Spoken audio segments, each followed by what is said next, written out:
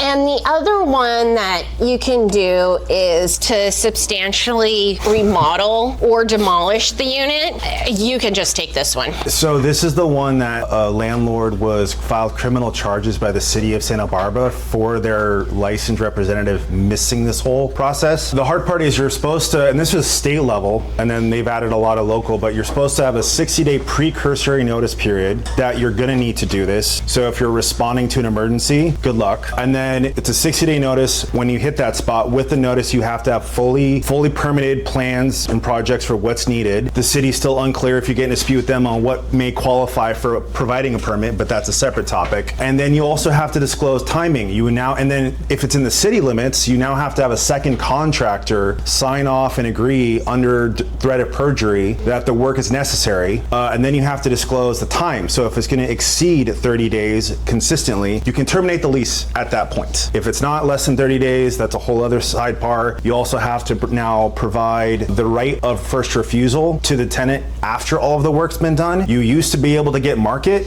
They've now passed local ordinances that you can't. It is now 5% plus CPI or 10%, whichever is lower. So that's our first kind of route to basically rent control. And if you mess up any of this, they're going after you heavily, and that falls under that violation mention of all the extra penalties. So generally the legal opinion is try to negotiate cash for keys. And the funny thing about cash for keys is that actually at the city of Goleta, they were just talking about the fact that they're like, oh, maybe we should start regulating cash for keys. So stand by, that could be next. And one more thing on cash for keys, if you offer cash for keys and they say no, and then you say, hey, how about cash for keys the next day, now it's harassment. Well, Yes. the city of Santa Barbara has a harassment claim in there for tenants making multiple offers, correct.